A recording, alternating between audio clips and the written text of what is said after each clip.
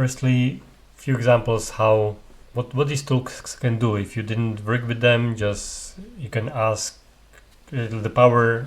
They are quite creative, so creative and in brackets are they could, for example, you can ask them to write a poem about PowerPoint, for example, and that result would look like that for me. So as you can see here, the rhyming works quite good. So with this kind of task, it's preferring pretty well. You can ask to propose different webinar titles, so it's playing with words nicely. You can propose something which probably you can encourage your creativity. Also, you can ask there are tools which generate images. So, for example, to draw a friend to the robot. So not only robot, but of certain style and context. So it could be that's the result we got from Midjourney tool, or that one. So you can see the whole background in certain style. So that's what they can do. However, I would like here to focus mainly on the text tools because that's most relevant in the context of presentations. The tools which are the most famous and for text generation are the ChatGPT, Bing Chat by Microsoft, Bard by Google, Perplexity. So these are just one of the few of the major ones. There are there are many more, but some are more specific. Considering images, DALL-E or Midjourney, they are probably the most famous ones. Stable Diffusion, Adobe has a Firefly tool.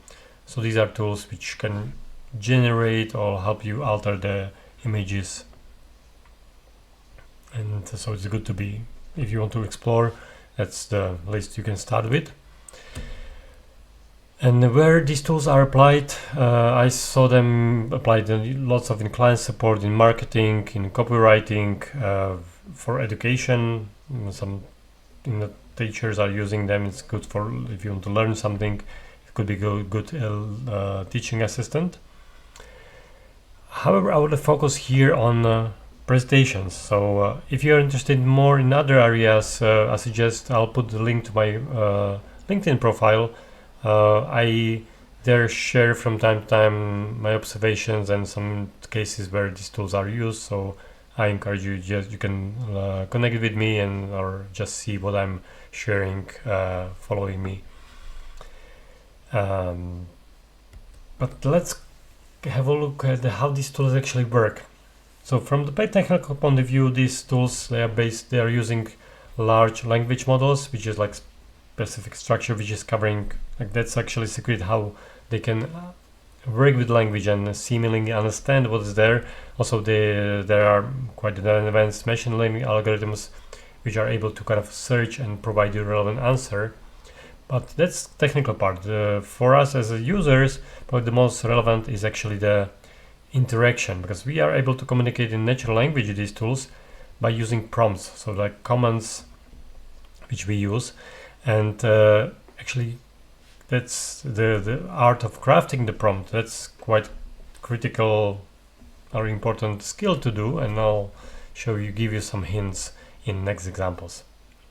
But generally these tools, they are very strong in processing natural language, understanding, so-called understanding. They're not understanding as we as human are, but they mimic understanding pretty well, and also creating writing. So as you could see at that poem, the results look quite amazing, and that's something which will actually build on this strength. So working with a task like, okay, you ask the tool to write in a certain style, or as someone you can ask to summarize the article, expand some points. So you will see in my examples how you can interact with that, building on this strength. And one of the key kind of skills to interact with tools is using the proper prompting. So to ask properly, to clearly define the task, provide the context. That's also one. So the tool provide you relevant results. You can ask different styles of answer, different formats, and generally it's good to interact. So not only ask one question, but maybe develop some points further.